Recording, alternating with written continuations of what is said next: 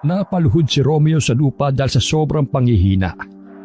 Bukod pa roon, umiiyak siya, nagluluksa. Hindi alam ng binatilyo kung nasang lugar na siya noong mga oras na yon.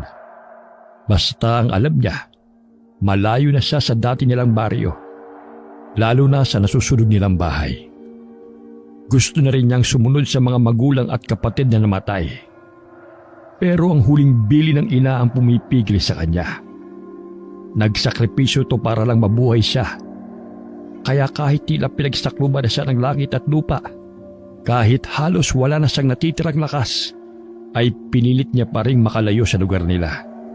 Kagaya ng hiling ng kanyang pinakamamahal na ina. Nang mga sandaling yon, ay nasa sangangdaan sa may bukana ng gubat si Romeo. Nag-aagaw na ang liwanag at dilim. Pinilit pa rin gumapang ng binatilyo papasok sa kalang bahagi ng sangangdaan na yon. Pero maya-maya pa, hindi na talaga kinaya ni Romeo at tuluyan na siyang nawala ng malay tao. Nang bumalik ang kanyang ulirat, nagisnan niyang nakatunghay sa kanya ang isang matandang babae na noon niya pa lamang nakita sa buong buhay niya. Mabuti naman at gising ka na, Apo. Kumusta ang pakiramdam mo? Sino po kayo? At nasaan po ako? Tawagin mo na lang akong Lola Silay. Nakita kita sa daan habang pauwi ako. Akala ko nga patay ka na. Hindi ko alam kung saan kita iiwan, kaya dito na muna kita sa bahay ko dinala. Pero ngayong gising ka na, saan ba kita ihahatid? Sino mga magulang mo? Baka kilala ko. O bakit, Apo? May masakit ba sa'yo? May nasabi ba akong masama? Wala na po akong pamilya. Uli lang lubos na po ako, Lola. Namatay po ang nanay at tatay ko sa sunog. Kawawa ka naman pala. Wala ka bang kapatid? Meron po pero patay na rin siya. Huwag ka nang umiyak. Kung ulila ka na at walang kamag-anak na mapupuntahan, pwede namang dito ka na muna sa bahay ko. Pag-isa lang ako rito. Sigurado po kayo? Oo nga. Teka, ano bang pangalan mo? Miyong po. Baka nagugutom ka na, Myong. Kaya mo na bang bumangon? Opo, kaya ko na po. Maraming salamat po sa pagtulong at pagpapatuloy niyo sa akin, Lola Silay. Isang matamis na ngiti lamang ang itinugo ng matanda kay Romeo. Inalalayan siya nitong bumangon at pagkatapos sabay nilang pinagsaluhan ang inihanda nitong almusal. Mabilis na lumipas sa mga araw. Sa tulong ni Lola Silay, unti-unting nabawasan ang nadaramang kalungkutan ni Romeo na dulot ng pagkaulila niya sa mga magulang. Pakiramdam ng binatilyo, nagkaroon siya ng lola at bagong ina. Para sa kanya, isang biyaya mula sa Panginoon ang matandang may mabuting puso na umampon sa kanya. Isang araw, nagpaalam na aalis ang matanda. May mahalaga raw itong pupuntahan. Naiwang mag-isa si Romeo sa bahay nito. Dahil likas na masipag, nagpasa siyang magwalis sa bakuran bago magsibak ng mga kahoy na gagamitin nilang panggatong. Nang may namataan ng binatilo na isang lalaki sa may bakod, sa tansya ni Romeo ay halos kaedad dito ng kanyang tatay Anselmo. Ang ipinagtataka niya, titig na titig ito sa kanya na para bang kilala siya. May tutulong po ba ako sa inyo? Nandiyan ba si Nana Marcela? Wala pong Nana Marcela na nakatira dito. Silay po ang pangalan ng lola ko. Sino po ba kayo? Silay. Siya nga yun. Marcela o Silay. Apo ka ba niya? Bakit parang ngayon lang kita nakita? Opo, apo niya po ako. Matagal na po ako rito. Baka ngayon lang po ako natsyempuan dito sa bakuran namin. Ganun ba? Akala ko kasi anak ka nung kakilala ko eh. Magkamukha kasi kayo. Kaya po ba kanina niyo pa ako tinititigan? Oo, pero si Nana Marcela talaga ang sadya ko eh. Di bale, babalik na lang ako sa ibang araw. Bago tuluyang umalis ang lalaki, tinapunan pang muli nito ng tingin si Romeo. May naramdamang kakaibang binatilyo. Pakiramdam niya ay may pagkamisteryoso yung lalaking naghahanap sa kanyang lola Silay. Pagbalik ng matandang babae, kaagad na binanggit ni Romeo ang tungkol sa lalaking naghahanap dito. Tinanong mo ba kung anong pangalan, Apo? Nako, pasensya na Lola. Nalimutan ko pong itanong eh. Pero sabi po niya, babalik siya sa ibang araw. Yung billing ko kapag may nagtanong kung sino ka, sinunod mo ba? Opo Lola, nagulat nga yung lalaki. Parang ayaw niyang maniwala nang sabihin kong apo niyo ko. Sa susunod, Miyong, sabihin mong apo kita at sa kabilang bayan ka dati nakatira para hindi na sila magtaka at mag-usisa pa. Opo, maghahay na po ba ako? Sigurado kong gutom na po kayo. Malayo yata yung pinuntahan yung baryo. Halos madaling pa nung umalis kayo kanina. Busog pa ako, Apo. Ikaw na lang muna ang kumain. Mamayang hapon na kita masasaluhan. Kailangan ko na muna magpahinga. Tawagin mo na lang ako kapag may kailangan ka, ha? Sige po Lola. Nagtaka kung bakit busog ang matanda, samantalang wala naman tong sinabi na sa handaan ng galing. Hindi na lamang nag-usisa pa si Romeo. Kahit parang nawala na siya ng ganang kumain, ay pinilit niyang ubusin ang nasa plato niya. Nasanay na kasi ang binatilyo na sabay silang kumain lagi ng lola Silay niya. Nang mga sumunod na araw, sa palaging pagwawalis ng binatilyo sa bakuran, napansin niyang parang umiiwas yung ibang kapitbahay na mapadaan sa bahay ni Lola Silay. Napaisip si Romeo, mabait naman ang matandang babae at magaling makipagkapwa-tao. Pero bakit parang takot na takot ang mga tao na mapagawi sa bahay nito? Gustong tanungin ni Romeo ang matandang umampun sa kanya tungkol sa bagay na iyon. Pero hindi akalain ng binatilyo na kusa niyang matutuklasan ang kasagutan sa kanyang mga katanungan. Isang madaling araw, naalimpungatan si Romeo sa narinig na kalabog. Sigurado siyang galing yun sa kusina ng bahay. Pupungas-pungas siyang bumangon at naglakad papunta sa kusina para alamin kung saan nagmula yung narinig niyang ingay. May gaserang nakapatong sa mesa na nasa kusina, kaya kahit paano ay hindi siya mangangapa sa dilim. Nang malapit na sa may mesa si Romeo, ay bigla siyang nakarinig ng mahinang ungol. Ungol na pamilyar sa kanyang pandinig. Ungol ng isang Aswang! May nakapasok na aswang dito sa bahay ni Lola Silay? Lola Silay? Aswang ka rin? Kagaya ni...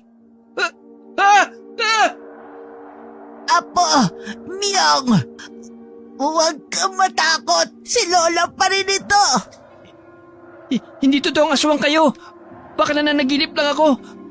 Pero parang totoo. May dugo ang bibig at damit nyo. Ibig sabihin, may kinain kayong tao? Pakinggan mo muna ako, Apo. Lola, bakit po? Ano nangyayari sa inyo? Ang ulo ko. Nahampas ako ng matigas na kahoy sa ulo ng taong nakakita sa akin, Apo. Nahuli niya ako sa akto. Sa ganitong anyo, habang kumakain ako ng tao. Lola Silay? Tulungan mo ako, Apo ko. Kailangan ko makapasok sa silid ko.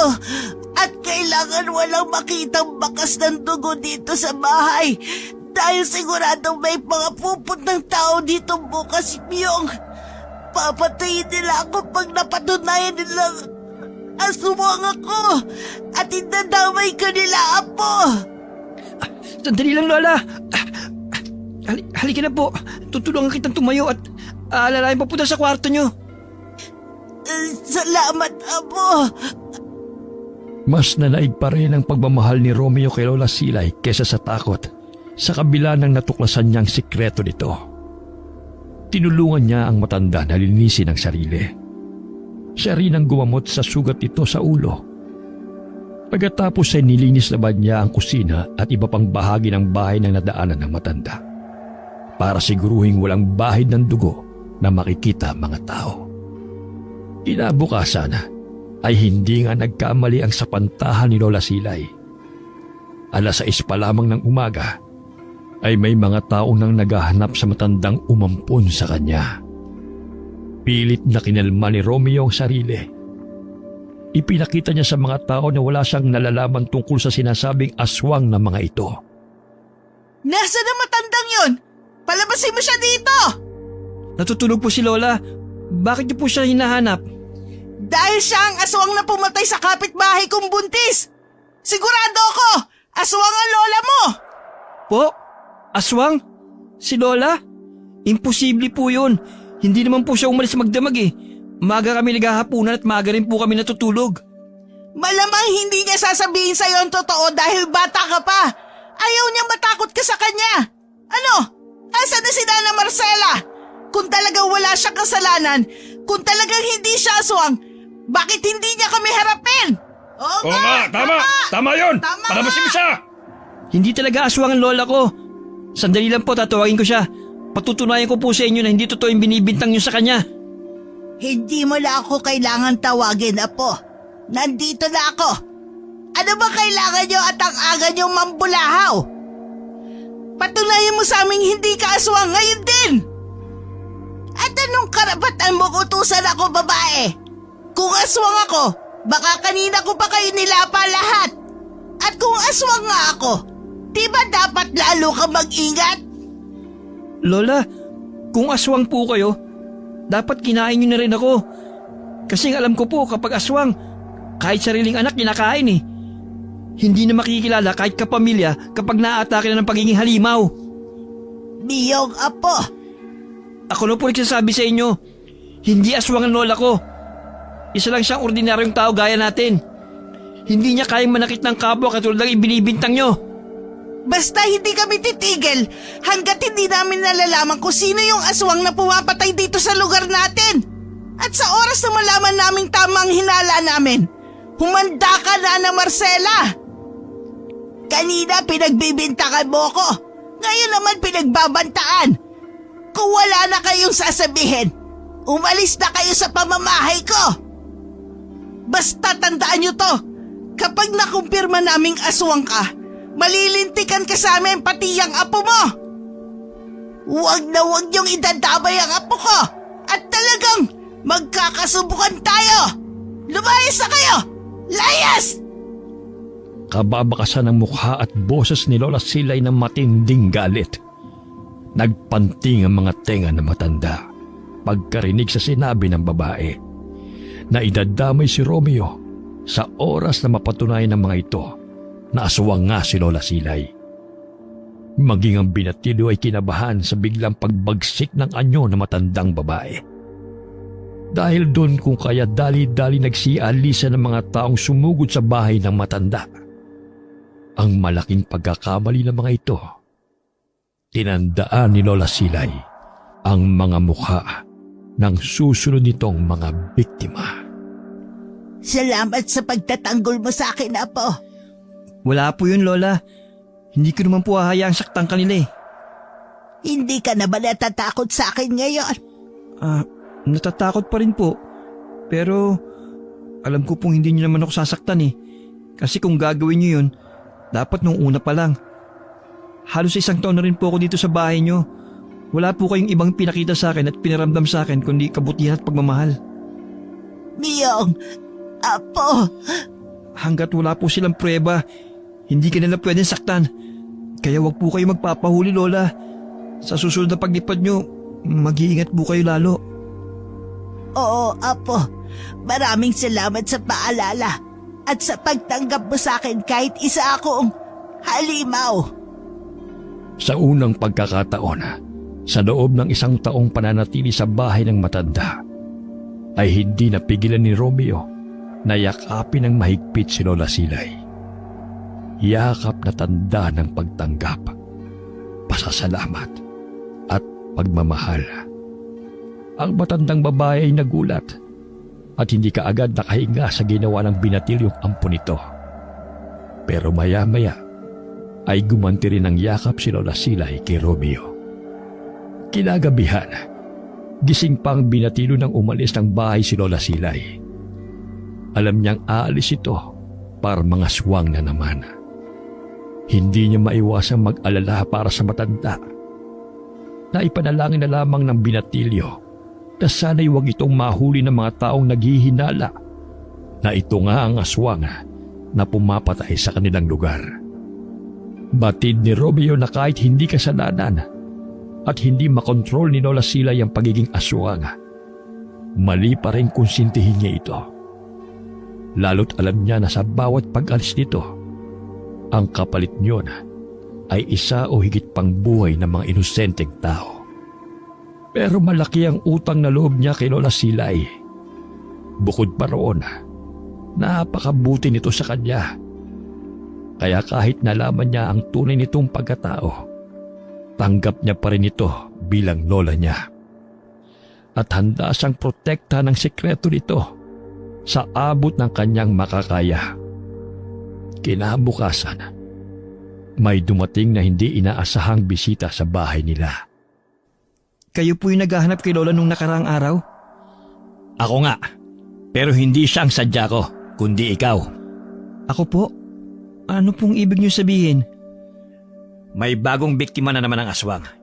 Isa sa mga taong sumugod dito sa inyo kahapon. Paano niyo po nalamang may mga nagpuntang tao rito kahapon? Hindi na mahalaga yon. Alam kong alam mo rin na aswang si Nana Marcela.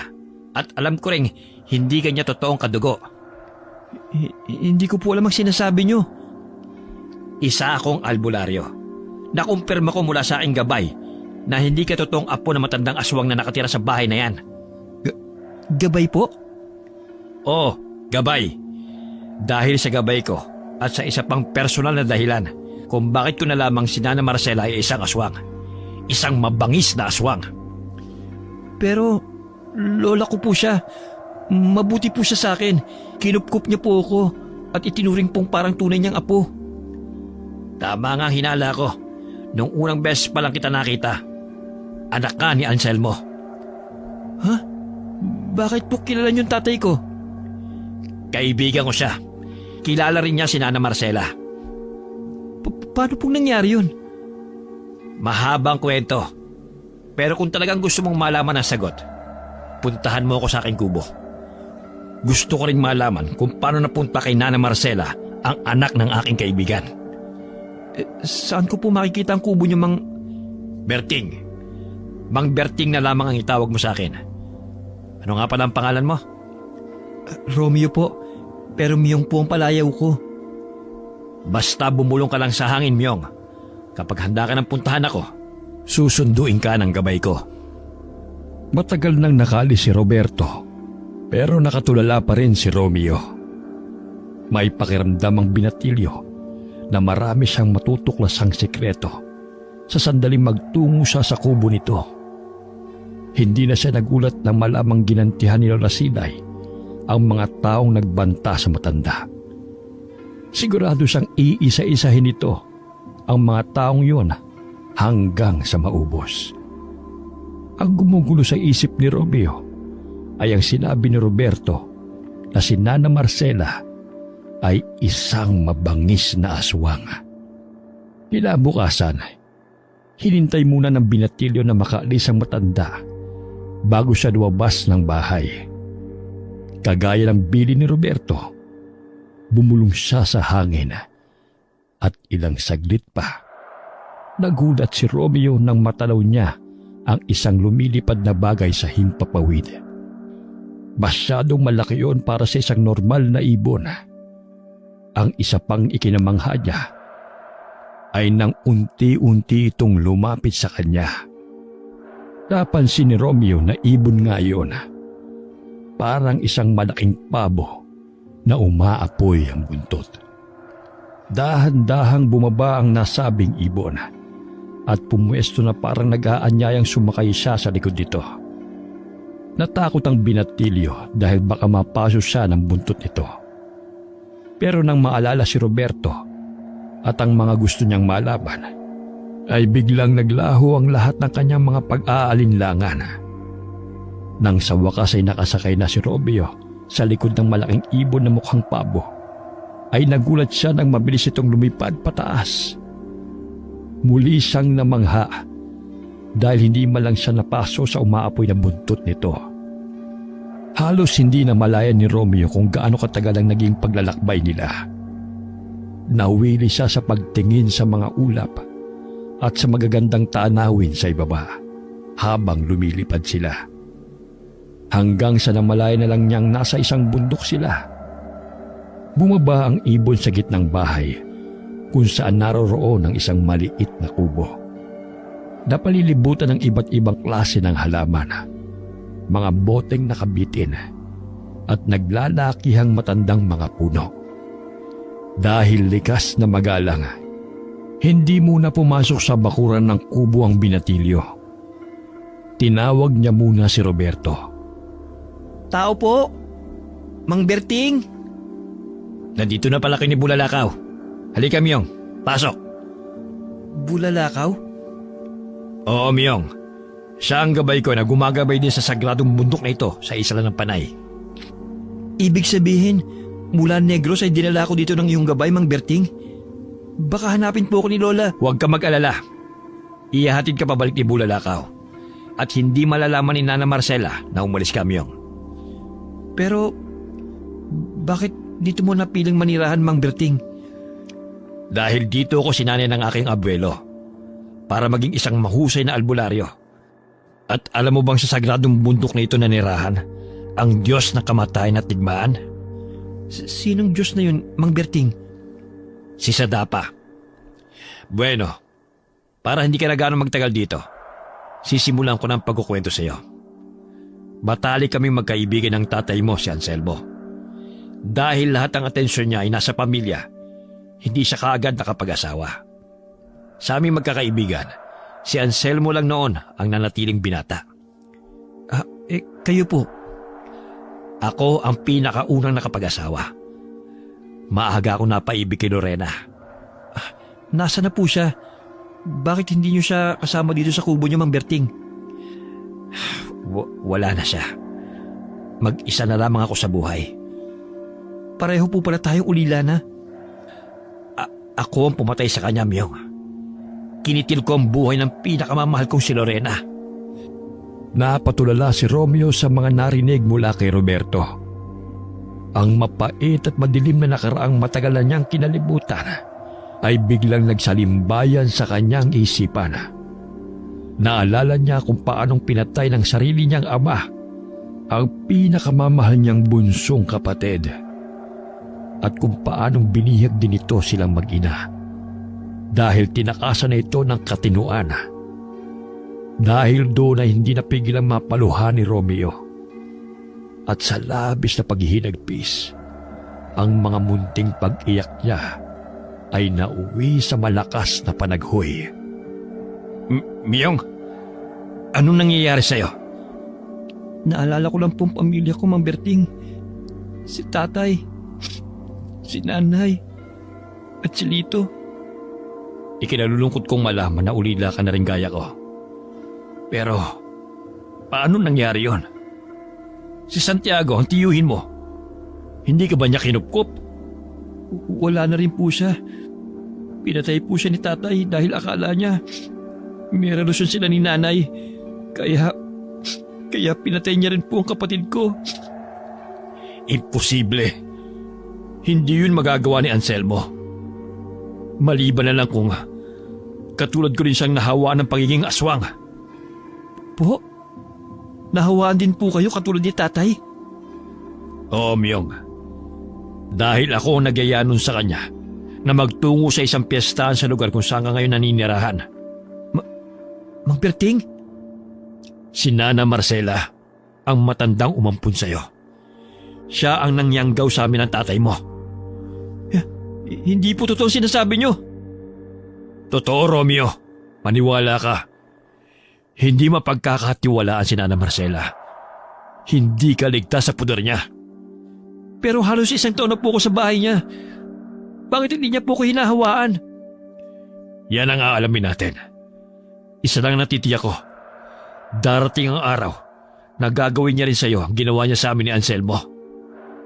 Teka, imposibleng hindi ka niya namumukhaan. Para kayong pinagbiyak ng bunga ng tatay mo. Wala po siyang binabanggit ni minsan.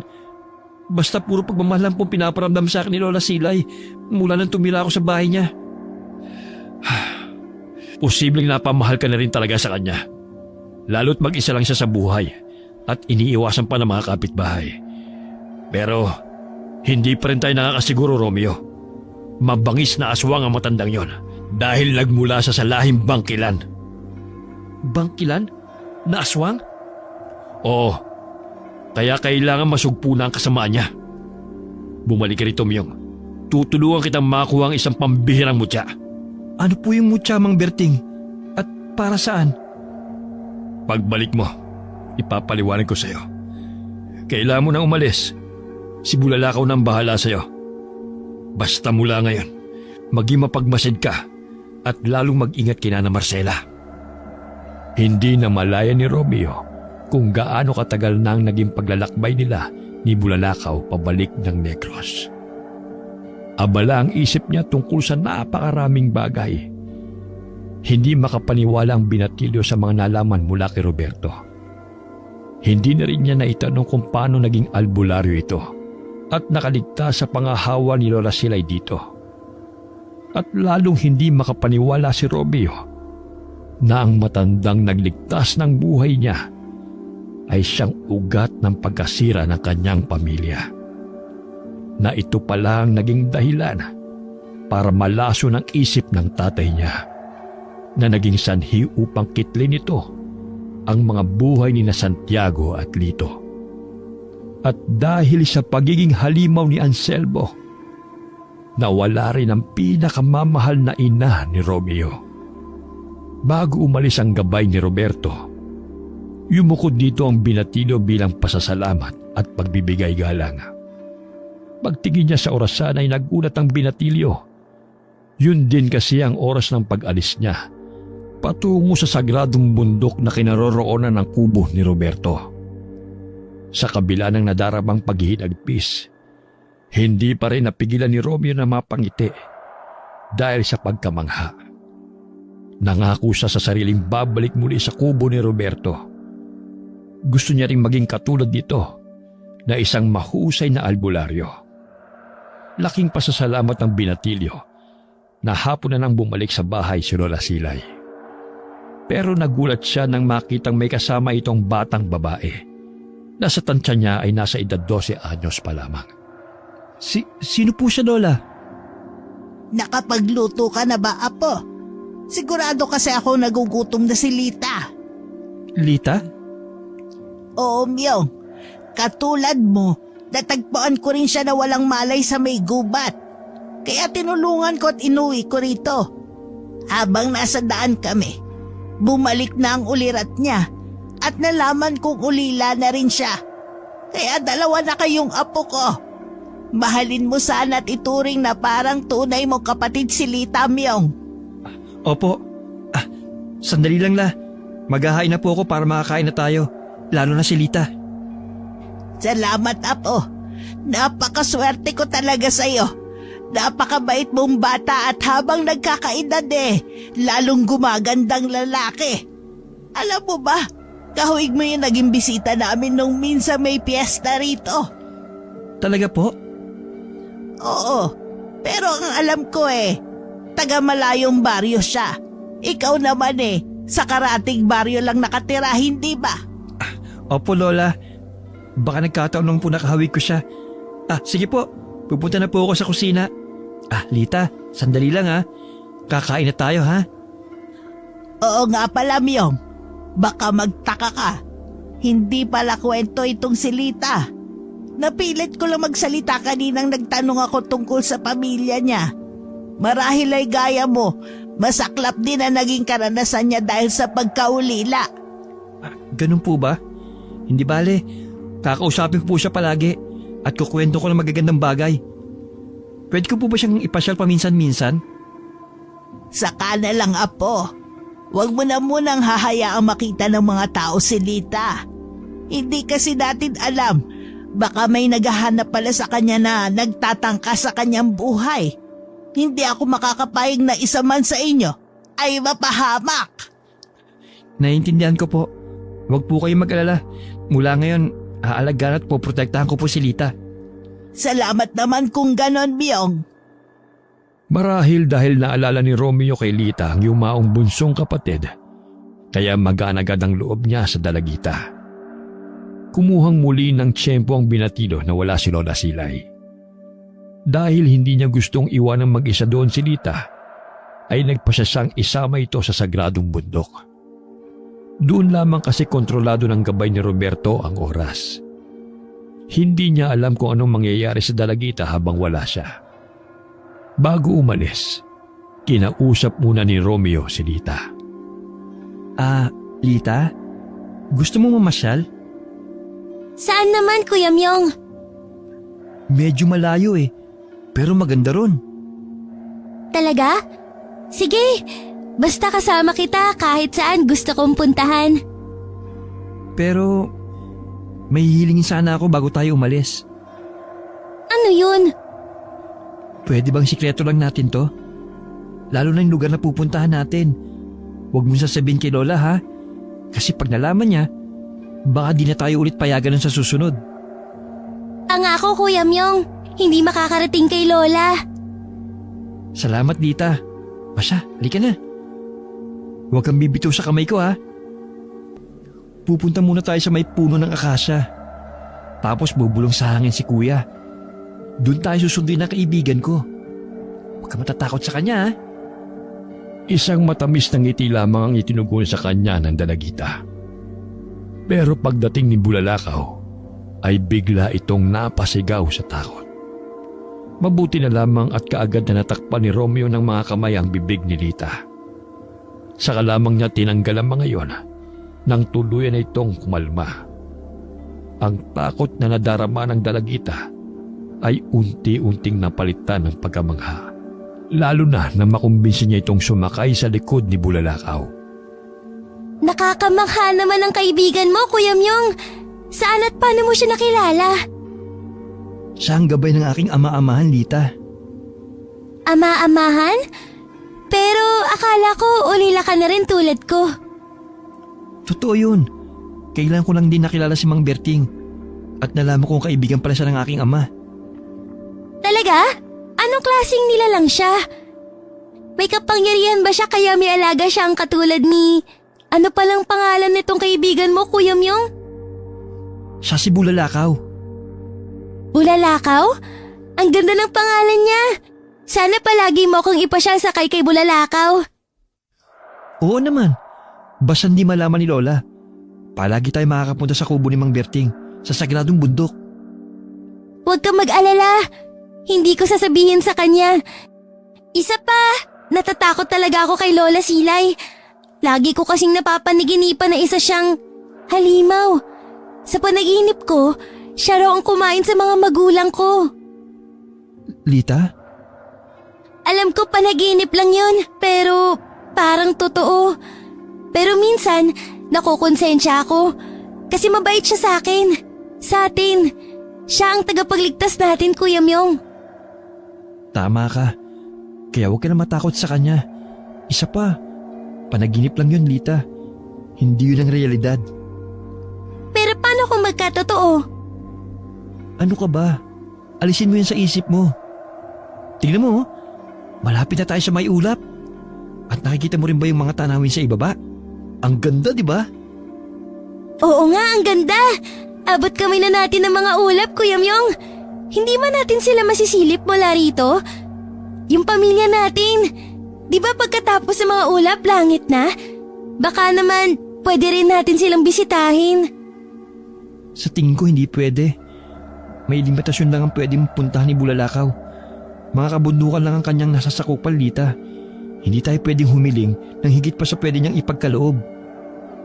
Ganun ba? Naiintindihan ko. Sana kahit sa panaginip, dalawin nila ako. Hayaan mo, kapag nagkaroon ako ng kapangyarihan, ako mismo ang tutupad sa hiling mo. Talaga? Pero paano ka magkakaroon ng kapangyarihan? Binigyan ka ba ni Bulalakaw? Yan ang dahilan ng pagpunta natin dito, Lita. Malalaman natin ang sagot mamaya kapag nakausap ko na uli si Mang Berting. Kuya Myong, yung natatanaw kong bundok, doon bang punta natin? Oo, Lita. Malayo yun mula sa pinanggalingan natin. Hindi ba tayo hahanapin ni Lola Silay kapag dumating siya sa bahay at wala tayo ron? Hindi niya malalamang umalis tayo. Dahil pag uwi natin, saka palang uli tatakbo ang oras sa lugar natin. Talaga? Akala ko sa mga libro lang yun nangyayari at sa mga kwento. Sa totoong buhay din pala. Mahiwagang mundong kinaroroonan natin, Lita. Napakaraming bagay na hindi nakikita ng ordinaryong mga mata. Kung sana'y buhay pa ang kapatid kong si Lito, kasama rin natin siya ngayon. Kasama rin natin siyang papasya sa kubo ni Mang Berting. At alam kong gaya mo, ay labis siyang matutuwa at mamamangha. Pero kung di rin ako maagang naulila, hindi ko kayo makikilala. Ikaw, si Mang Berting, si Bulalakaw, at si Nana Marcela. Nana Marcela? Ang ibig kong sabihin ay si Lola Silay, Lita. Nang maibaba na Romeo at Lita ng gabay ni Roberto, ay tahimik lamang ang dalagita habang nagmamasid sa paligid ng kubo. Nagulat naman ang albularyo nang makitang may kasama si Romeo, pero hindi naman ito nag-usisa. Ipinakilala ni Romeo ang kasama pagkapasok nila sa kubo. Matamang tinitigan lang ito ni Roberto pero hindi ito nagkomento. Seryoso lamang ang mukha nito. Nakababakasan din ng tila pagkabalisa. Labis na ipinagtaka yun ng binatilyo. Sa palagay ko ito ng tamang oras para mapasaya ang mutya, Romeo. Hindi tayo nakakatiyak kung kailan ka muli makakabalik dito. May pinaplanong matandang yon sa pag-aampon ng mga katulad nyo. Marahil ay nagbabalak siyang bumuo ng hukbo ng mga aswang. Aswang? Mang Berting, hindi alam ni Lita ang tungkol sa... Hayaan mong malaman niya. Dahil katulad din natin siya, na biktima ni Nana Marcela. Ibig niyong sabihin, ang pumatay sa mga magulang niya ay si... Wala nang iba. Kaya kailangan mo nang hanapin ang mutya. Nang sa gayon, ay may pangontra na kayo laban sa mabangis na aswang na yon. Kung araw-araw siyang umaalis, nangangahulugan lamang na araw-araw din siyang pumapatay ng mga inosenteng tao. Baka marami na rin siyang nayanggaw sa mga karatig lugar, Romeo. Paano at saan ko po makukuha ang mutya, Mang Berting? At paano po si Lita? Huwag mo siyang alalahanin. Maiiwan siya rito kasama ko. Hindi kita maaaring tulungan, Myong. Kailangan makuha mo ang mutya ng saging ng mag-isa. Gagabayan ka lang ni Bulalakaw upang matagpuan mo ang kinaroroonan ng puno. Paano po kung mabigo ako? May tiwala ako sa iyo. Isa pa, isipin mo mga magulang at kapatid mo. Pati ni rin ang mga magulang ni Lita at ang mga taong nabiktima at mabibiktima pa ni Nana Marcela. Kapag hindi natin nasugpo ang kasamaan niya, maraming pamilya pang mawawasak at maraming buhay ang mawawala. Kuya Myong, ano po bang pinag-uusapan niyo? Ipapaliwanag ko si Mamya kapag nakauwi na tayo, Lita. Bumalik ka rito sa Biyernes Santo, Romeo. Isama mo si Lita kung nag-aalala kang maiiwan siya mag-isa ron. At ihanda mo rin ang sarili mo. Dahil mapapalabang ka sa mas marami pang mga aswang. Ninukuban ng matinding takot si Lita dahil sa mga narinig. Lalo na nang mabanggit ni Roberto ang salitang aswang. Ganoong nilalang din kasi ang pumatay sa mga magulang ng dalagita. Nasaksihan mismo nito ng paslangin ng aswang ang mga magulang nito. Nagtataka pa noon ng dalagita kung bakit hindi siya pinatay ng nasabing halimaw. Sa labis ng pagkahindik sa nasaksihan, tumakbo palabas ng bahay si Lita. Tumakbo ng tumakbo kahit hindi alam kung saan ito patutungo. Umiiyak sa takot hanggang sa maubusan ng lakas ang dalagita at nawala ng malay tao sa gubat kung saan ito natagpuan ni Nana Marcela. Halos iisa lang ang naging kapalaran nito at ni Romeo. Marahil ay pinagtagpo talaga ng tadhana ang dalawa. Hanggang makali si Bulalakaw at makapasok sila sa loob ng bahay, ay tulala pa rin si Lita. Hinayaan na lang muna ito ni Romeo. Inasikaso niya ang mga gawaing bahay para pag-uwi ng matanda ay maayos na ang lahat. Nang makapagluto ng pananghalian, ay mahinahong kinausap ng binatilyo si Lita. Nakumbisi naman niya itong kumain muna bago niya ipaliwanag dito ang mga pinag-usapan nila ni Roberto. Napangiti si Romeo dahil marami ang nakain ni Lita. Nagustuhan nito ang niluto niyang gulay. Galing yun sa kubo ni Roberto. Alam na rin niya ang isasikot kay Lola Silay sa sandaling magtanong ang matanda kung saan niya yun nakuha. Lita, alam kong ginugulo ang isipan mo ng mga narinig mo sa amin ni Mang Berting kanina. Ano yung mutya, Kuya Myong? At bakit sabi niya aswang daw si Lola? Totoo ang lahat ng mga sinabi niya. Nagulat din ako nung malaman ko eh. Ang totoo, bago ko pa nakausap tungkol dun si Mang Berting, natuklasan ko na ang tunay na pagkatao ni Lola Silay. Nasaksihan mismo ng mga mata ko ang anyong halimaw ng matandang kumupkup sa atin, Lita. Pero sa kabila ng lahat, tinanggap ko siya at pinagtakpan sa mga tao. Kaya hindi ko halos matanggap nang malaman kong siya pala ang ugat ng pagiging ulila ko. Si Lola Silay o Nana Marcela ang naging dahilan ng pagkamatay ng mga mahal ko sa buhay. At siya rin ang pumatay sa mga magulang mo. Ano? Siya yun? Yung aswang na kumain sa nanay at tatay ko? Oo, Lita. Kaya hindi tayo ligtas dito. Hindi ko alam kung may ideya na siya na anak ako ni Tatay Anselmo, na isa sa mga nayanggaw niya noon. Niyanggaw? Oo. Ibig sabihin, hinawaan ng pagiging aswang. Dahil doon, nagawang patay ng tatay ko ang kapatid niya. Pati na rin ang kapatid ko. Tapos ikinulong niya kami ni nanay. Dapat tatakas kami. Sinunog kong bahay namin sa galit ko sa aking ama. Pero mag-isa lang ako nakalabas ng buhay. Nahuli kami ni tatay. Para makaligtas ako, nagsakripisyo si nanay.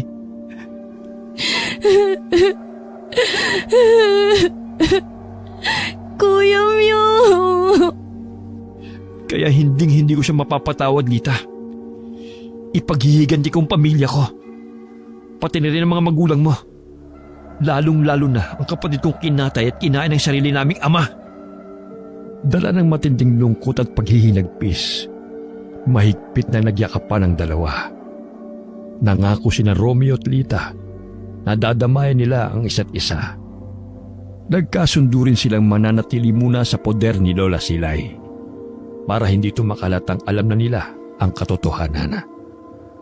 Kagaya ng nakaugalian, gabi na naman umuwi ng bahay ang matanda. Masigla itong sinalubong ni Romeo at ipinaghain. Tuwang-tuwa naman si Lola Silay. Wala itong kamalay-malay sa binabalak na paghihiganti rito ni na Romeo at Roberto. Si Lita naman ay tahimik lamang at pinanindigan ang pagiging mailap kay Romeo. Saka lamang sila nag-uusap kapag wala roon ang matandang babae. Kinabukasan, nabalitaan ni Romeo na sunod-sunod ang pag-atake ng aswang sa baryo nila. Talagang iniisa-isa ni Lola Silay yung mga taong sumugod noon sa bahay nito at nagbanta sa matanda. Habang lumilipas sa mga araw, ay nadadagdagan ng pangamba sa puso ng binatilyo. Hindi rin niya maiwasang mainip habang hinihintay na sumapit ang Biyernes Santo. Bagamat may kabaring nararamdaman para sa mga nakatpakdang mangyari, lalo na sa sinabi ni Roberto na kailangan niyang matalo ang mga aswang na makakaengkwentro sa pagkuha ng mutya. Mas lamang ang determinasyon ni Romeo. Kaunting panahon na lamang at mabibigyan na rin niya ng hustisya ang pagkamatay ng pamilya niya. Lalong-lalo na ang pinakamamahal niyang kapatid na si Lito. Dumating ng takdang oras, Romeo. Handa ka na ba? Opo, Mang Berting. Kayo na munang bahala kay Lita. Huwag ka mag-alala. Ligtas siya dito sa kubo. Kasama niyang gabay ko. Akala ko po ba si Bulalakaw ang kasama ko sa paghahanap ng puno kung nasa ng mutya? Naisip kong ako na lamang sasama sa'yo. Gusto ko masaksihan kung paano mo'y makukuha at kung paano mo lalabanan ng mga aswang na naghahangad din makuha ang mutya ng saging. Pero paano kung atakahin ka rin nila? Hindi nila ako makikita, Myong. Bukod sa aking gabay, may mutya rin akong tangan. Ganun po ba? Ang lakas mo na siguro, Mang Berting. Ilang buwan din ako nagsanay at nag-aral ng panggagamot. Pati na kung paano gumamit ng mga orasyon. Pero hindi kita matutulungan. Sasamahan lang kita, Myong. Ikaw mismo ang kailangang tumalo sa mga kalaban. Ikaw lang. Naiintindihan ko po, Mang Berting. Mag-iingat ka, Kuya Myong. Salamat, Lita. Hintayin mo ako rito, ha? Pangako babalikan kita. Tara na po, Mang Berting. Oo nga, at malayo pang lalakbay natin. Bulalakaw, ikaw na muna ang bahala kay Lita at dito sa kubo. Ikinampay ni Bulalakaw ang mga pakpak. Tanda ng pagtugon kay Roberto. Patapos doon ay naghanda na sa pag-alis ang dalawa para hanapin ang puno ng saging na pagkukunan ni Romeo ng mutya. Naiwang nag-aalala si Lita habang umuusal ang taimtim na dasal na sana'y magtagumpay ang binatilyo na itinuring na niyang tunay na kapatid sa misyon ito. Sa sandaling makuha ni Romeo ang mutya, kaya nang harapin ng binatilyo ang aswang ng bangkilan na naghahasik ng lagim sa kanilang bayan. Magwawakas na ang kasamaan nito at may paghihiganti na niya ang mga mahal nila sa buhay. Mahaba-haba din ang nilakad nila upang makarating sa destinasyon. Umaga sila umalis sa kubo, pero gabi na matagpuan nila ang puno. Nagulat pa si Romeo na mapagtantong bukod sa Biyernes Santo noon, kabilugan din pala ng buwan. Kaya malinaw niyang nakita ang puno na ang puso o bunga ay nakaharap sa silangan. Maghihintay pa tayo ng hating gabi, Romeo. Ilang oras pa yon. Kainin na muna natin itong baong dala ko. Siguro na may kumain na si Lita sa mga oras na ito. Sige po, Mang Berting. Ano po pala ang gagawin ko mamayang hating gabi? Nakatitiyak naman akong ito na yung punong hinahanap natin. Kaya mamaya, tumingala ka bago pa sumapit ang alas 12 ng hating gabi. Itapat mong mukha mo sa bunga ng saging habang nakanganga. Maghintay ka lang at kusang bubuka yon. Kailangan sa bibig mo mismo malaglag ang mutya, Myong. Saka pa lamang magsisimula ang tunay na pagsubok. May darating po bang mga aswang? Oo. Ang mga aswang na yon ay palagi nag-aabang. Ngunit hindi ipagkakalubang mutya sa may masamang puso. Paano ko po malalamang nalampasan ko na ang pagsubok? Sa sandaling bumuka ang puso ng saging, isa-isa na maglalabasan ng iba't ibang klase ng mga aswang na naghahangad sa mutya. Kaya kailangan maunahan mo sila. Makikipaglaban ka sa mga nilalang na yon. Gamit lamang ang pisikal mong lakas. Tiyakin mong hindi nila yun makukuha sa bibig mo hanggang sumapit ang bukang liwayway. Sa oras na yon, unti-unti na maglalaho ang mga aswang. Yun din ang magiging sukatan at patunay kung karapat dapat kang magmay-ari ng mutya ng puso ng saging, Romeo. Habang kumakain, paulit-ulit na naglalaro sa isipan ni Romeo ang mga bilin sa kanya ni Roberto. Ayon pa sa albularyo, kailangan niya ng lakas para malabanan ng mga aswang na nais makipag-agawan sa pagkuha ng mutya. Bagamat may tiwala sa sarili ang binatilyo, dahil ang paghihiganti kay Nana Marcela ang isa sa mga nagpapalakas sa kanya, umusal pa rin si Romeo ng taimtim na panalangin sa itaas. Humingi siya ng iba yung tapang at lakas para sa nalalapit niyang pakikipaglaban sa mga aswang. Nangako rin sa sarili ang Binatilyo na gagawin niya ang lahat ng kanyang makakaya upang magtagumpay siya sa kanyang misyon. Lalo na't alam niyang may isang inosenteng Lita na naghihintay at umaasa sa kanya sa kubo ni Roberto. Ilang minuto pa bago maghating gabi, nakahanda na si Romeo. Tumayo siya at tumingala na nakatapat ang muka sa puso ng saging, gaya ng bilin ni Roberto. Ito naman ay nakatayo ilang hakbang mula sa kanyang kinaroroonan at hinihintay ang mga susunod na kaganapan. Kahit nangangalay na ang mukha at katawan, ay tiniis yun lahat ng Binatilyo. At ilang saglit pa, natapos na rin ang paghihintay niya. Dahan-dahang bumuka ang puso ng saging at nasilaw siya sa liwanag na nagmumula roon. Higit na maliwanag kesa sa sinag ng bilog na buwan. Pumikit na lamang si Romeo habang hindi gumagalaw sa kanyang pwesto. Hindi na niya nakita ang unti-unting paglabas ng makinang na batong kulay matingkad na karbon. Kagaya ng inaasahan, dire-diretsong pumatak yun sa nakangangambunganga ng Binatilyo. Pero kasabay din ng pagtikom ng bibig niya ay ang nakabibinging mga ungol at angil sa paligid. Saglit na binalot ng takot ang buong sistema niya. Pero agad ding nawala yun nang marinig ni Romeo ang malakas na sigaw ni Roberto. Huwag ka magpapatalo sa takot, Romeo!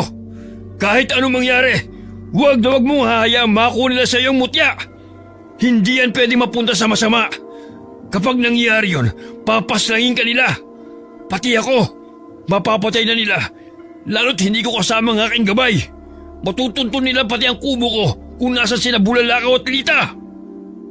Pagkarinig sa mga sinabi ng albularyo, biglang nakaramdam ng matinding puot si Romeo. Ito ang naging sandata niya upang labanan ng mga aswang.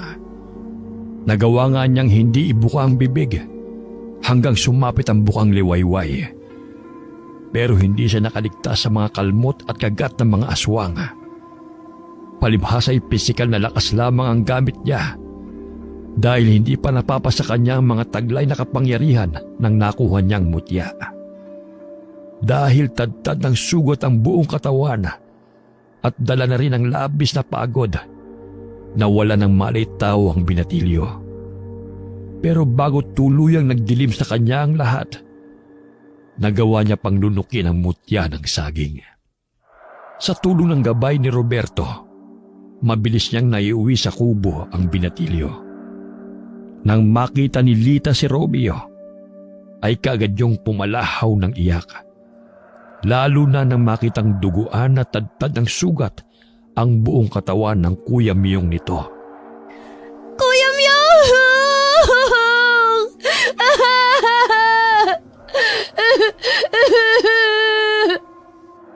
Huminahon ka lang, Lita. Magiging maayos din siya mamaya.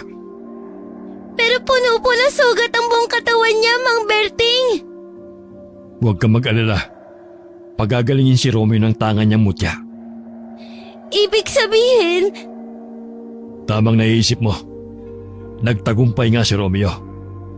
Nakapasa sa pagsubok at karapat-dapat siyang magmay-ari ng makapangyarihang mutya ng saging. gaano katagal po bago siya gumaling? Baka hinahanap na kami ni Lola. Katulad ng dati, hindi niya malalamang umalis kayo ng bahay, Lita. Hintayin lang natin magkamalay ulit si Romeo. Kapag naipaliwanag ko na sa kanya ang mga kapangyarihang taglay ng mutya niya, ipahatid ko na kayo kay Bulalakaw. Maraming salamat po sa pagtulong mo sa amin, Mang Berting. Lalong-lalo na kay Kuya Myong. Wala kang dapat ipagpasalamat. Lahat tayo ay naging biktima ni Nana Marcela. Nang mamatay ang aking asawa, nang makain ko siya habang nasa ilalim ako ng pagiging aswang. Sa halip na gumanti sa matandang yon, ay naghanap ako ng lunas. Alam kong hindi ko siya kayang labanan. Dahil malalakas ang mga aswang ng bangkilan, gumaling ako at nagsanay ng matagal na panahon upang maging mahusay na albularyo. Sigurado akong pinagtagpo tayong tatlo ng tadhana. Dahil tayo ang magtutulungan upang mapuksa ang kasamaan ng matandang aswang na yon. Nang unti-unting magkamalay si Romeo, napasigaw sa labis na tuwa si Lita. Si Roberto naman ay nakahinga na maluwag. Tapos na nitong linisin ang mga sugat ng binatilyo. Pinalitan din ito ang suot na damit ni Romeo na nasira dahil sa pag-atake ng mga aswang. Nang dahan-dahang imulat ng binatilyo ang mga mata, ay napaiyak siya pagkakita kay Lita. Binabati kita, Romeo. Nagtagumpay ka. Ikaw na ngayon ang nagmamay-ari sa mutya ng saging. Alam kong bilang tagapag-alaga ng mga kabundukan at kalikasan, tinulungan ka rin ng aking gabay. Salamat sa iyo, Mang Berting. Pati na rin kay Bulalakaw. Nalinis ko na ang mga sugat mo. Maaari na kayong umalis ni Lita.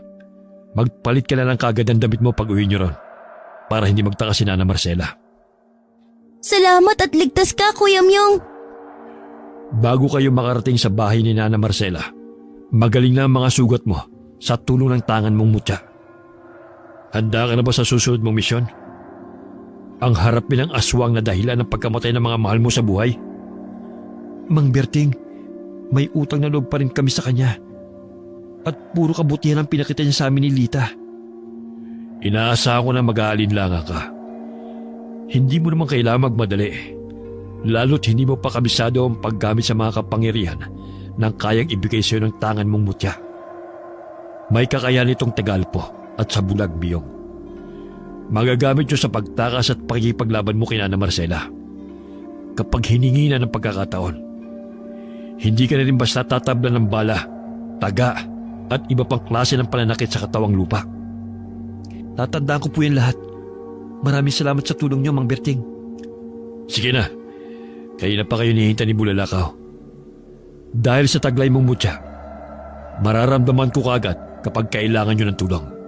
Dahil konektado ito dito sa sagradong bundok. Asahan mong darating kami kaagad ng aking gabay, Romeo. O siya, mag-ingat kayo roon ni Lita. Salamat po, Mang Berting. Aalis na po kami. Hindi nga nagmintis ang sinabi ni Roberto. Habang nasa paglalakbay pa lamang sina Romeo at Lita sa kay Bulalakaw, ay unti-unting naghilom ang mga sugat niya sa katawan. Lalong namangha ang dalawa sa kapangyarihang taglay ng mutya ng saging. Kagaya ng bilin ni Roberto, kaagad na nagpalit ang damit si Romeo pagdating sa bahay ni Lola Silay. Bago umuwi ang matandang babae, nagawa na nila ni Lita ang lahat ng mga gawaing bahay. Pero laking gulat ng dalawa nang pagdating ni Lola Silay, may dala itong malaking sako. Nanlaki ang mga mata ni Lita nang makitang may mga bahid ng dugo ang labas ng sako at may nakalitaw ding parang mahabang buhok ng tao. Ali kayo mga apo, may pasalubong ang lola sa inyo. Lola! O bakit, Lita? Masarap itong mga dala ko. Hindi na kailangan lutuin pa. Mas masarap at malinamnam ang pagkain, lalo na ang karne kung sariwa. Nakapagbibigay ng mahabang buhay at mas malakas na pangangatawan. Lola, bakit kayo nag-uwi dito ng ganyan? Paano kung may biglang dumating at makita ang mga katawan ng tao? Huwag ka mag-alala, apo. Walang magtatangkang pumasok sa teritoryo ko. Dahil bukod sa inubos ko na yung mga sumugod sa akin, sa oras na magkamali sila pumasok dito, katapusan na nila. Mas lalong dadami ang pagsasaluhan natin. Ipapakain niyo sa amin ang mga hilaw na karning yan?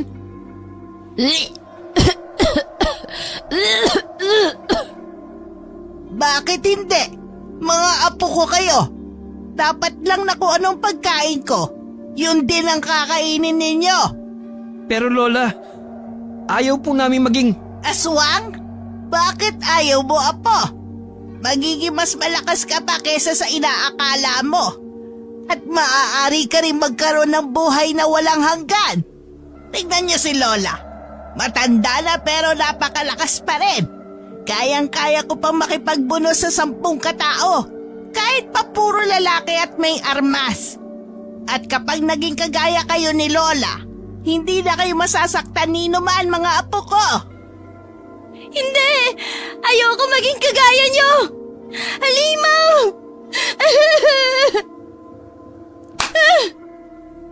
Walang utang na loob. Matapos kitang kupkupin, pihisan, pakainin, busugin ng pagmamahal. Ito pa ang isusukli mo sa akin?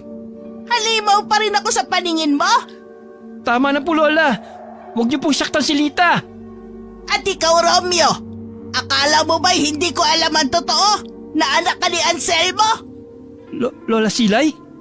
At nararamdaman ko na may binabala kayong dalawa nitong si Lita laban sa akin.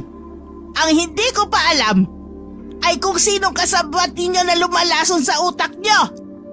Pero bago yun, gagawin ko na muna kayong katulad ko. Lalo ka na, Romeo. Sigurado ako magiging isang malakas na aswang ka, kagaya ng iyong ama. Sayang nga lamang at ang matigas noon si Anselmo. Pero hindi niya pa rin naman natakasan ang pagiging halimaw. Ikaw may kagagawan kung bakit ako maagang naulila. Kung bakit nasira ang pamilya namin. Kung bakit naging halimaw si tatay. Hindi kita mapapatawad na Marcela. Anong itinawag mo sa akin? Paano mo nalaman ang tunay kong pangalan, Romeo? Hindi na mahalaga yon. Ang mahalaga, alam na namin kung ano ka talaga. Masama ka na Marcela. Dapat mapuksa ang kasamaan mo.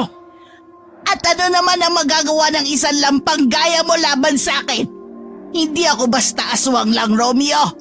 Isa akong aswang na bangkilan. Mula sa araw na ito, hindi na kayo pwedeng lumabas kahit sa bakuran ng bahay ko. Naiintindihan niyo? At anong gagawin niyo sa amin? Ikukulong? Aalis na kami ni Lita ngayon din. Anak ka nga talaga ni Anselmo. Matapang. Pero wala namang binatbat. Sige, umalis kayo. Nang matsyempohan kayo at gawing hapunan ng mga bagong yanggaw na alagad ko. Napakasama mo talaga, Lola Silay! Oo, Lita. Kaya nga nagawa kong patayin ng mga magulang mo kahit kaharap ka. Nasaksihan mo yun, hindi ba? Kung paano ko nilapa ang pinakamamahal mong ama't ina.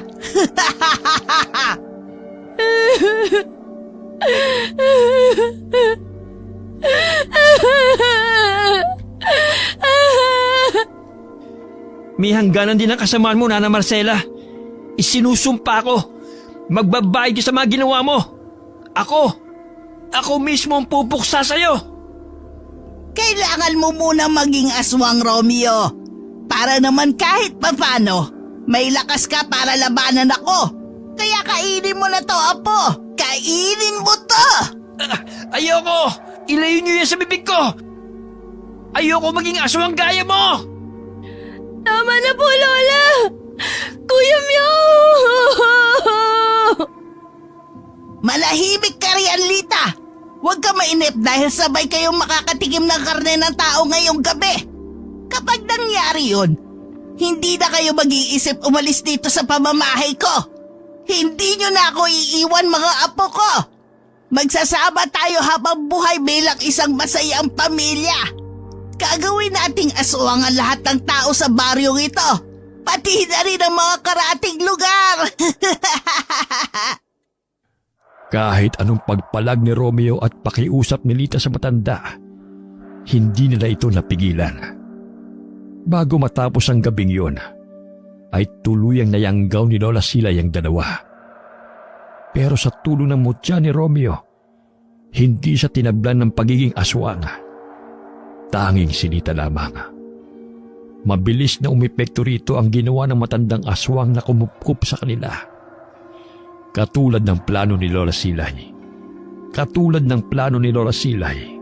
Ikinulong sila nito. Saka ito umalis para maghanap ng mga bagong mabibiktima. Dahil hindi pa kabisado ni Romeo kung paano gamitin ang kanyang mutya, kaya hindi niya alam kung paano tutulungan si Lita. Halos isang iglap lang at naubos kagad ng dalagita ang mga sariwang karne na nasa mesa.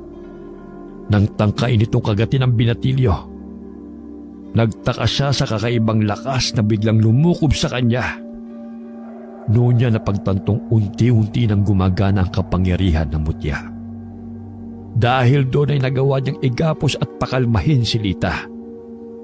Labag man yun sa loob ni Romeo, ngunit kailangan niyang gawin para maprotektahan ang dalagita. Paulit-ulit na nagmamakaawa ito sa kanya, pero hindi nagpatalo sa kanyang emosyon si Romeo. Kailangang maitakas niya si Lita at madala kay Roberto. Ang matandang albularyo lamang ang makakatulong sa kanila. Sigurado siyang kaya pang maagapan ang pagiging bagong yanggaw ng kapatid niya. Nang makatulog si Lita, ay bumulong sa hangin si Romeo. Nagpadala siya ng mensahe kay Bulalakaw. Batid niyang darating ito kasama si Roberto anumang oras. At hindi nga siya nabigo. Bago siya sumakay sa malaking ibon, tinapunan muna niya ng tingin ang bahay na minsan nilang naging tahanan. Saglit na nakaramdam ng lungkot si Romeo. Pero kaagad ding napalitan yun ng tuwa. Habang nasa himpapawid sila, sumilay ang isang nakalulokong ngiti sa labi ng binatilyo. Nakikinikinita na niya magiging reaksyon ni Lola Silay. Sa sandaling hindi na sila nito madatnan sa bahay. Ano pong gagawin natin sa kapatid ko, Mang Berting? Ako nang bahala sa kanya. Ngunit kakailanganan din natin ang tulong ng iyong mutya. Gagawin ko pong lahat, gumaling lang si Lita. Ikaw, sigurado ka bang hindi ka tinablan ng pangyayanggaw sa iyo ni Nana Marcela? Hindi po, Mang Berting. Dahil sa aking mutya. Kung ganon, gumagana na pala ang mga kapangyarihan ng mutya. Ayaw mo bang magsanay muna at alamin kung paano ito gamitin? Wala na pong oras. Balak ni Nana Marcela na nayanggawin ang lahat ng tao sa baryo namin. Pati na rin po mga karatig na lugar. Talagang naghahasik siya ng lagim. Sa sandaling masiguro ko pong maayos na si Lita, babalik ako ron para hanapin siya, Mang Berting. Sigurado ka bang kaya mo na siyang labanan? Hindi niyo po ba ako tutulungan? Tutulungan kita. Siyempre naman. Oo nga po pala. Kaya niyo po bang gamutin ang lahat ng mga taong niyanggaw ni Nana Marcela? Depende, Romeo. May limitasyon din ang kakayahan ko. Lalo pat sa bawat taong ginagamot ko, nababawasan ang lakas ko. Sa ganito mga pagkakataon, kapag tuluyan mo nang hinarap si Nana Marcela, may mga buhay na kailangang isakripisyo. Mas mabuti nang mamatay ang mga bagong yanggaw na alagad niya kaysa mabuhay sila bilang mga halimaw. Mang Berting? Naiintindihan kong nararamdaman mo, pero hindi lahat ay kaya mong iligtas. Lalo pat nakakatiyak akong ang iba sa kanila ay sunod-sunuran na sa matandang aswang na yan, Miyong. Pwede po bang dito na lang muna ulit si Lita? Oo naman. Pati ikaw, kapag natapos mo na ang misyon mo, palaging bukas itong kubo ko para sa inyong dalawa ng kapatid mo. Maraming salamat po talaga, Mang Berting. Napakaswerte ni tatay dahil meron siyang naging kaibigan na kagaya niyo. Mas mapalad siya dahil nagkaroon siya ng anak na kagaya mo, Romeo. Alam kung saan man naroon ngayon si Anselmo. Maligaya siyang kasamang nanay mo at si Lito. Pati na rin po si Tio Santiago. Oo nga pala. O paano? Simulan na natin ang panggagamot kay Lita. Sige po, para pag nagkamali na siya ulit, wala nang epekto sa kanyang ginawa ni Nana Marcela. Sigurado matutuwa si Lita kapag nakita niya kayo ulit ni Bulalakaw. Tinulungan ni Romeo si Roberto na ihanda ang mga kasangkapang gagamitin nito sa paggamot kay Lita. Hindi na nila inalis ang taling nakagapos sa mga kamay ng dalagita para hindi na ito makawala sakaling bumalik ang ulirat nito. Halika, Romeo. Tulungan mo kong ibitin patiwarik ang kapatid mo. Po, pero Tiisin mong nadarama mong awa para sa kanya. Ito lang ang tanging paraan para mawala ang mutya ng aswang na nasa loob ng kanyang katawan. Mutya ng aswang? Oo.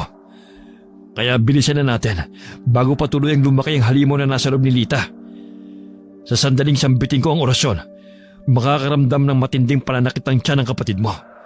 Huwag mo siyang hahawakan, Romeo. Kailangan maisukan niya ang tinanim sa kanya ni Nana Marcela. Naintindihan ko po, Mang Berting. Pinigilan ni Romeo ang sarili na lapitan si Lita nang simulan na ni Roberto ang orasyon. Namilipit ang nakabiting dalagita sa matinding pananakit ng tiyan. Walang humpay din ang pagsuka nito at pagdaeng. Pati ang binatilyo ay napaluhan nang makitang umiiyak si Lita. Lalong nadagdagan ang nadaramang puot ng binatilyo para sa matandang umampon sa kanila.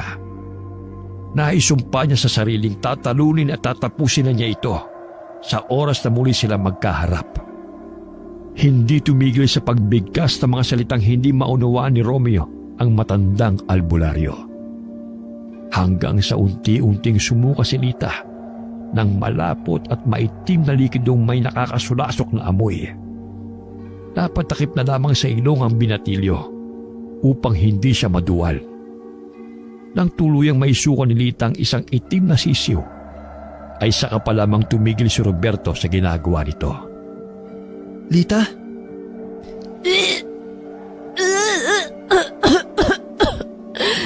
Kuya Myong! Kunin mo ang sisiw at patayin, Romeo. Nasa iyo kung gusto mo tong sunugin o durugin. Basta tiyakin mong wala na tong buhay bago mo itapon sa labas ng kubo. Maayos na po bang kapatid ko? Magaling na po ba siya? Kailangan niya magpahinga para makabawi ng lakas. Pero saka pa lang tayo makakatiyak na magaling na siya sa oras na napatay mo na ang itim na sisiw na sinuka ni Lita. Binaliwala ni Romeo ang nadaramang pandidiri sa masangsang na amoy ng mga isinuka ni Lita. Dali-dali at gigil niyang dinampot ang sisiw at binurog yun gamit lamang ang kanyang mga kamay. Napagtanto ni Romeo na umiepekto ang kapangyarihan ng mutya sa tuwing nakakaramdam siya ng galit. Nagkakaroon siya ng ibayong lakas, kagaya na lamang ng mga oras na yon. Lita, kamusta na ang pakiramdam mo? Kuya Myong! Huwag ka nang umiyak. Magaling ka na. Ginamot ka ni Mang Berting. Totoo? Hindi na ako magiging aswang? Oo, Lita. Kaya magpahinga ka na muna. Kailangan mong bumawi ng lakas at dito na tayo titira sa kubo ni Mang Berting. Dito sa sagradong bundok. Paano si Lola Silay? Baka masundan niya tayo. Hindi niya tayo masusundan dito. At hindi na rin tayo babalik sa bahay na yon. Pero, Lita, kailangan kong harapin si Nana Marcela. Kailangan matapos na ang kasamaan niya. Pero paano kung hindi mo siya matalo, Kuya Myong? Malakas na aswang si Lola Silay at napakarami niyang alagad. Basta magtiwala ka lang sa akin, sa amin ni Mang Berting at sa kanyang gabay. Sa sandaling mapatay na namin ang mabangis na aswang na yon, mawawala ng pangamba sa puso ng mga tao sa baryo natin, pati na rin sa mga karatig lugar. Basta mag-ingat kayo. Ipagdarasal kong sana'y umuwi kayong tagumpay at ligtas dito sa kubo. Hihintayin kitang bumalik, Kuya Myong. Kasama namin si Bulalakaw, Lita. Pero huwag kang mag-alala. Walang ibang nakakalam nitong kubo ko maliban sa inyo. Ilag din ang mga tao na magtungo dito sa sagradong bundok. At isa pa, selyado ang buong teritoryo ko. Kaya walang basta makakapasok. Maliban sa aming tatlo ni Romeo at ng gabay ko. Bago umalis ay mahigpit na niyakap na muna ni Romeo si Lita.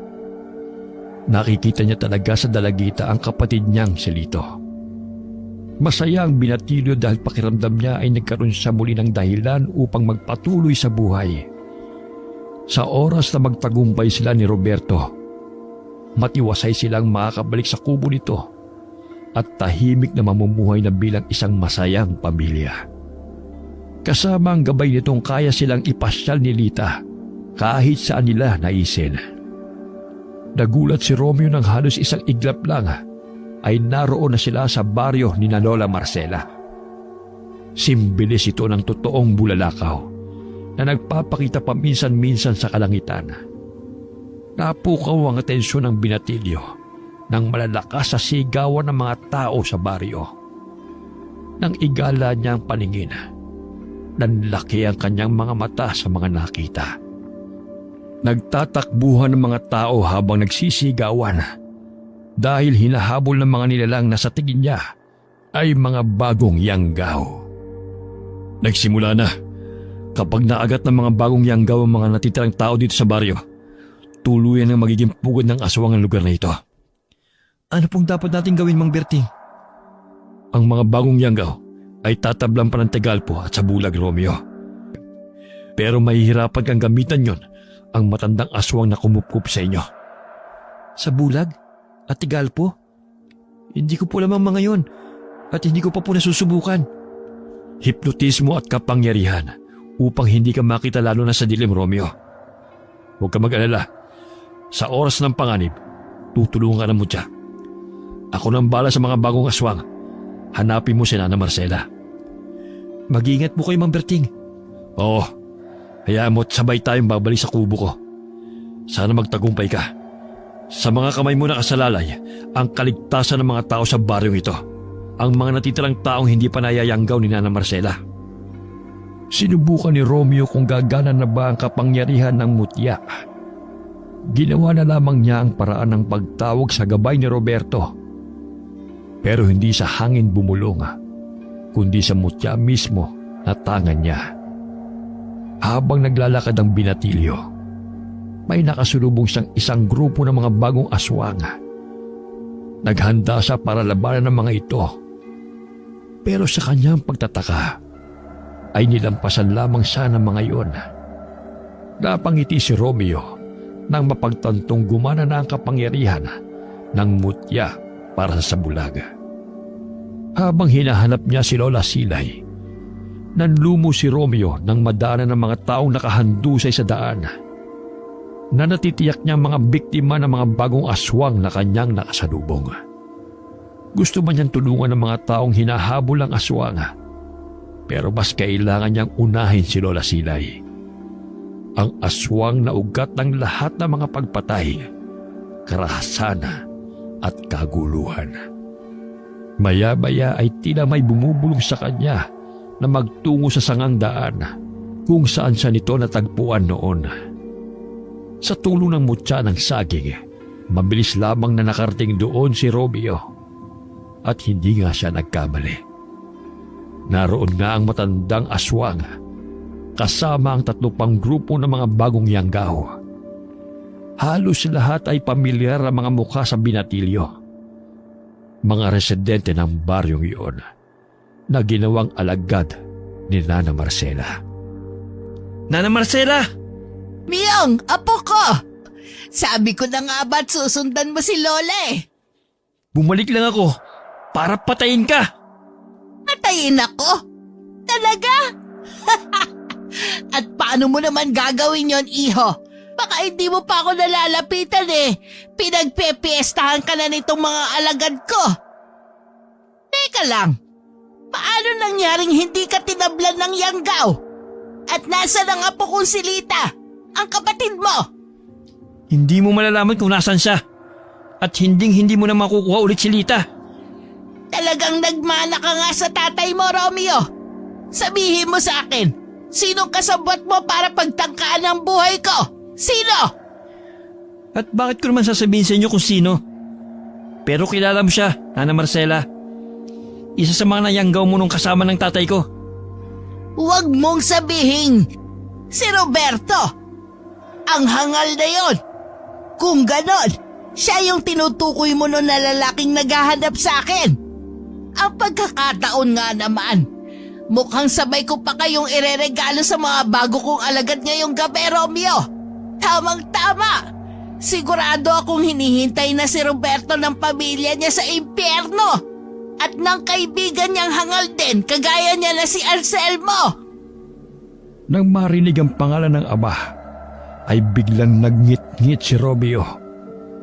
Ang nadarmang matinding galit ay nagbigay sa kanya ng kakaibang lakas. Inutusan ni Lola Silay ang isang grupo ng mga alagad nitong aswang na sugurin si Romeo. At sa pagkamangha ng matanda, sa isang iglap lang, napatumba ng binatilyo ang lahat ng mga iyon. Inutusan nito ang isa pang grupo at muli natalo ang mga yon ni Romeo. Ang huling grupo ay ginamitan niya ng Tegalpo na nagpadali sa pagpatay niya sa mga ito. Napasigaw sa galit si Lola Silay nang mapagtantong may pinanggagalingan ng kakaibang lakas at kapangyarihan ng isa sa mga ampon nito. Kaya pala malakas ang loob mong kalabanin ako, Romeo! Saan nanggaling ang lakas at abilidad mo? Hindi mo na kailangan malaman pa, Nana Marcela. Basta hindi ako aalis sa baryong to hanggat hindi ko nabibigyan ng katarungan ng pagkamatay ng pamilya ko. Talagang tatapusin mo ko? Sa kabila ng mga ginawa ko para sa iyo? Para sa inyo ni Lita? Minahal ko kayo na parang mga tunay kong kadugo! Dahil may balak ang masama sa amin. Hindi ka marunong magmahal, Nana Marcela. Wala kayong mga utang na loob! Lalo ka na, Romeo! Isa kang hangal! Hinding-hindi ka magtatagumpay sa binabalak mo! Kung may matitira mang buhay sa ating dalawa, ako yon at hindi ikaw! At nagsimula na nga ang sagupaan ng dalawa. Lakas sa lakas. Tapang sa tapang. Kapwa puno ng galit ang kanilang mga puso. Si Romeo, dahil sa ginawa ng matanda sa tatay niya, kay Roberto at sa mga magulang ni Lita.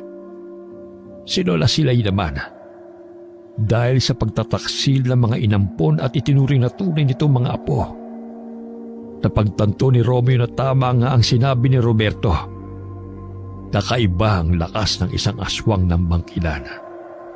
Nahirapan siyang gamitan ng matanda ng Tegalpo at sabulag. Dahil hindi pa niya ganun kakabisado ang paggamit sa mutya ng saging, napuruhan ng matandang aswang na bangkilan si Romeo. Mabuti na lamang at dumating sa tamang oras si Roberto. Nagsanib puwersa sila ng binatilyo para matalo si Nana Marcela. Sa unti-unting pagagapi nila sa matandang aswang, unti-unti ring nanghina ang mga alagad nitong natitira na patuloy pa rin sa paghabol sa mga taga-baryo. Bago tuluyang nawala ng hininga si Nana Marcela, tinawag nito ang pangalan ni Romeo.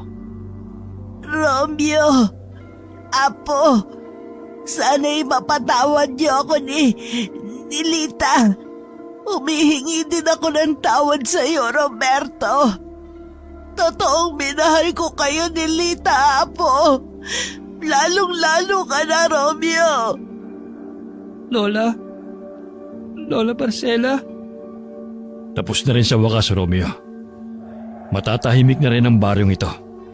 Pati na rin ang mga kaluluwa ng lahat ng nasawi dahil sa matandang yan. Wala kang dapat pagsisihan. Totoo man ang sinabi niya bago ang kanyang huling hininga. Kailangan mo pa rin kitlin ang buhay niya. Kailangan manaig pa rin ang kabutihan laban sa kasamaan. Mang Berting? Tayo na.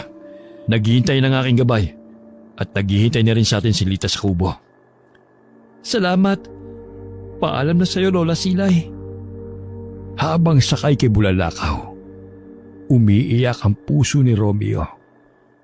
Naging masyadong malupit ang kapalaran para sa kanilang lahat. May mga buhay pang kinailangang mawala para lamang ang kasamaan ng aswang na bangkilan na si Nana Marcela ay mapuksa.